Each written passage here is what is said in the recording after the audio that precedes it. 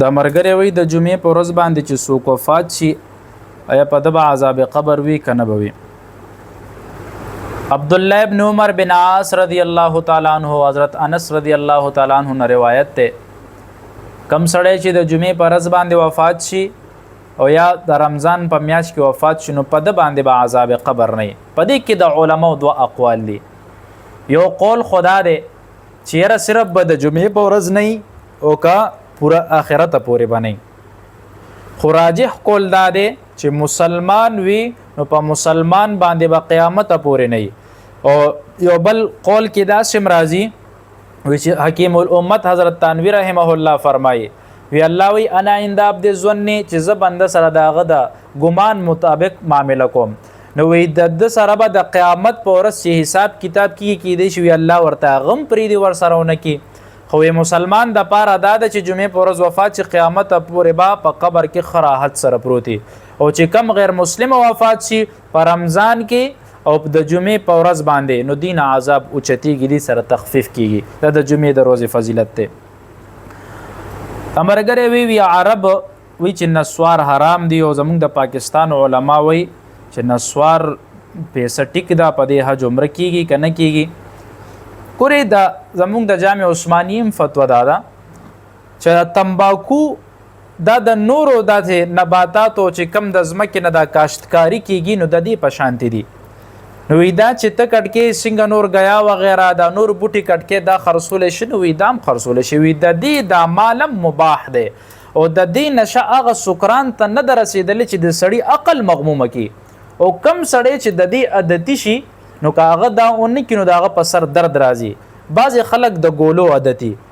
یا د آرام د ګولو یا د سر درد د ګولو چې هغه ګولې او نخرو نو پاغه باندې بالکل سچل کیږي پاگل کیږي نو دا مباح دی. په دې کې دومره سخت حکم نشته دی.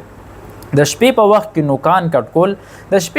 نوکان کټکول شي خلکو کې غلط خبره پیلاو دي. امام یوسف رحمه الله نه یو ځل هارون رشید تاسو کو ورته وی د شپې نوکان کټکول شي بالکل کټکول شي جایز دی. ورته وی دلیل څه دی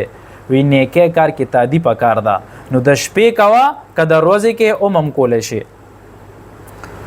خځه سره مې په موبایل باندې خبرې کولې جګړه مې ور سره شوې ما ورته کما تا سره کا اوس ماته اللهم او یا لا یعذ بالله یا راته نبیم اوې نو زه تا سره خبرې ونکم. دا داسې الفاظ دي ستاغونت مردار ته الله आवाज کی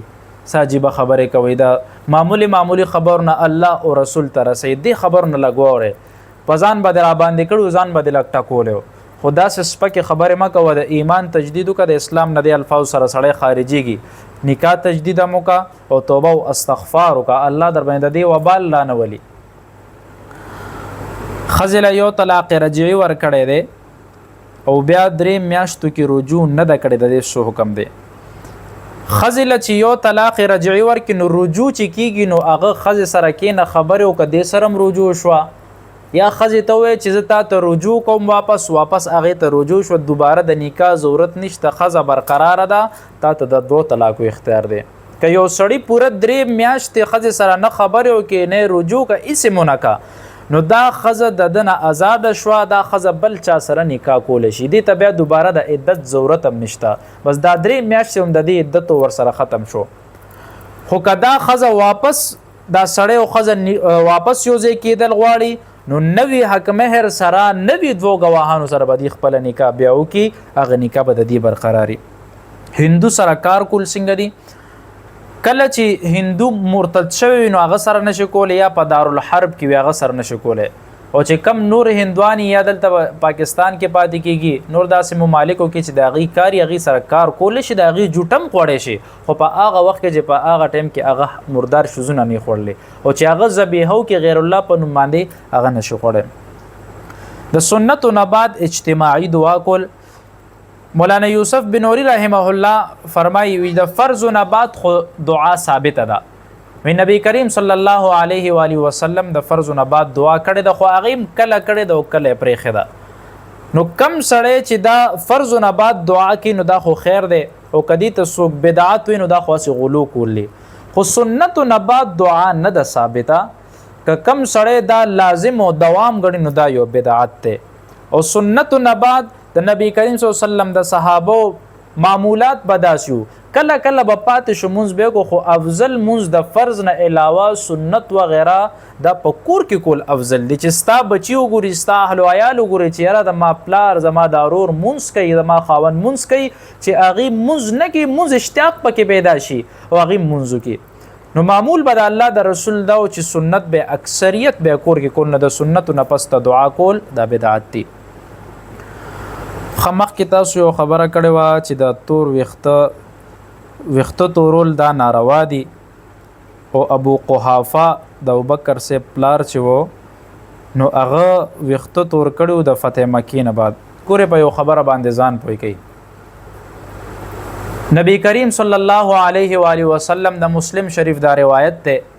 چې کله فتح مکه وشو نو ابو قحافه د ابوبکر سے پلار د ایمان وروړو د ویخته سپین شي و د ګيري ویخته نو د الله رسول دی بیانو کې خپل بیبیله چرته بوزه چې دل د ویختو ل رنگ ورکی وجتنب السواد سوای د تورنا نو تور پکې من راوسه د پدې کې د علماو اقوال شته امام نووي رحمه الله فرمای وی بالکل تور خضاب لګول خضاب نکریز ته ویلې کیږي یا عام تور رنگ یا لوشن لګول یا بالکل تک تور کلر لګول وی دا حرام دی امام نووي رحمه الله فرمای بعض علماوی چې دا مکروه تنزیهی دی حافظ ابن حجر رحمه الله فرمای وی د تور نه علاوه بل روا دی جایز دی دا تور رنگ بارکی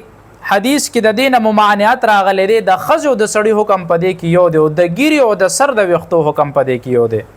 نور چې کم رنگونه دي تور نه علاوه تیز براون کلر دی یا د شانت نور رنگونه دي نو هغه لګول شي هغه کې گنجائش تا تقی عثماني سے پدې کې یو تقریز لیکل دی هغه فرمایي وي د ځوان د پاره تور وختو وی دا عیب دی وی که ځوان تور رنگم ولګي دا غ د پاره جایز دی دا هغه یو قول له او بوډا د پاره تو وختو تورول عیب دی وی هغه نه دی پکار چې هغه ولګي او هغه وی عمر پورې د چې ځواني کم عمر پورې د نو بعض علما د دې عمر نه دی لیکل خو بعض علما په دې کې د ځواني د پاره سلويخ کال لیکل دي چې سلويخ کار پورې کڅوک عامم تورین او هغه جایز دي خو د شبهات نه ځان بچ کولو د پاره د خضاب چې کم بالکل تور خضاب دی نو بالکل تور ملګو تیز براون لګوا په دې کې د چام اختلاف نشته په دې نورو کې به هم لګ اختلاف شته د میت د کور درېمه روزه پورې خوراک کول او د میراث حکم د میت د کور کله سو وفات شنو درېمه روزه پورې د هغه د کور خوراک نه دی کول پکار په حدیث کې من راغلی دا حضرت جعفر رضی الله تعالی عنہ د نبی کریم صلی الله علیه وسلم د ترزوی چې کله وفات شو نو د الله رسول اعلان وکوي چې هغه د پاره سو خوراک تیار کړي چې هغه سو خوراکو کې ځکه هغه یو شهید شوی یو چې د غم د پاسه په خلک زیات شنو خلک بخپل غم سنبالي ځان نشي سنبالو کاغذ د خلکو لا ملمنول یا ځان ل تیار کی دا د ځان د پاره حکم دی چې کم نور خلک د دې به بالکل نه ساريږي تعزیت بکې واپس بزي د مړي د کور خوراک نشي کولای کا اهل محله دي یا رشدار دي مستحب دادي چې دی ل تیار کی کده لری نه ملمان راغلي په کار دادي چې خلک کور نه راوړي دا غیر چا پیره خلک راځي خو زمون خلک په الټه طریقو روان دي الته په سړی باندې بغمم وی دی ورته ډیری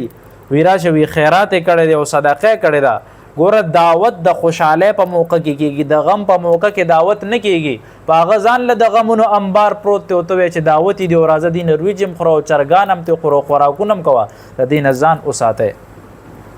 او د میت د مال نه ګوره د خیراتونو هغه پس نشي کوله که څومره مالم وی چې هغه څنګه وفات شو فورن به هغه مال تقسیمه داغه ورساو کې ګوره د تجهیز او کفن دفن نه پسته داغه مال له هغه براواله څومره ورسا دي هغه به تقسیم کی ونن سبا خو عجيبه غضب دي که څوک چرته لاړ شي ورته وي حصہ را لراکه یا خاص کر دا خويندې وي بس حصہ دیواله خو به زما په کور نه راځي حصہ دیواله زما ستا تعلق ختم چې څنګه ته دا غپلار بچي وینو دم دا غپلار لور دا ټولو کې به برابر سرابر حصہ باندې تقسیمېږي بعض خلک کوئی چې دا بعض میاشتې منحوس دي کوئی جاهلیت کې به داسې خبره روانه خاص کر د سفر میاش دی کې بد ندی ودونه کول نه به پکې ختنې کولې دی ویره دا منحوسه دا وی داسې منحوسه د چې آفتونه پدې کې اسمان ناراضي آسماني آفتونه راضي خلق په اذیت کې مبتلا کیږي نو الله رسول چې کله نه راغو هغه وی چې یو میاشم منحوسه نه ده، ټولې میاشتې برابرې دي، په دې کې ودونه هم کولی شي، نکاحګانې هم کولی شي، هر څه په دې کې روا دي، په دې کې نحوست نشته. نو د هغې تردید وکړو. نو اوس هم بعضې خلکو کې د جاهلیت هغه رسمونه پراته دي، وي د سفر میاشت راغه وي دا منحوسه ده، په دې کې ودونه مه کوي، د چا به بچي نه کېږي، په دې کې ودونه مه کوئ، چاته به مصیبت راپېښ شي، اکسیډنټ یې به وشي. که فجاعتن چېرته واده وکړو څه اکسیډنټ پکې وشي، درته هم ویلي نه و چې دا میاشت نحوست لري، دا منحوسه ده، نو هغه خبره به بیا ټوله ډنډوری کې د دې نه ځان ساتل پکار دي. کم یو سړی چې د خپل د وارث نه مخکې مړ شي نو آیا د په میراث کې حصه شته که نشته؟ وارث نه مخکې چې کم سړی وفات شو، مثلا پلار ژوندی دی او بچی وفات شو، نو د پلار په میراث کې د حصه هم نه کېږي، که د دې مړ بچی منوسیم وي نو د هغې حصه هم نه کېږي. حصه صرف حصې دپاره شرط دا دی چې د کم سړی وارث دی نو د هغه د مرګ په وخت کې د هغه وارث موجود وي، د مورث په وخت کې هغه وارث موجود وي د هغه د مرګ په وخت کې، او که هغه نه مخکې وفات شوی وي د حصه په دې کې نشته. دا یو هلک وي غاښونه هم خوږېږي، د دې دپاره وظیفه لا یصدعون عنها ولا ینزفون د سورې واقع آیات دی. 21 پیره په غاښ باندې ګوته ایږده، 21 پیره د موه په ګوته چفکو په غاښ راکاږه، یا په مالګه د موه هغه مالګه پکې ایږده. الله به صحت درکړي. من الحمد لله رب العالمین والعاقبة للمتقین.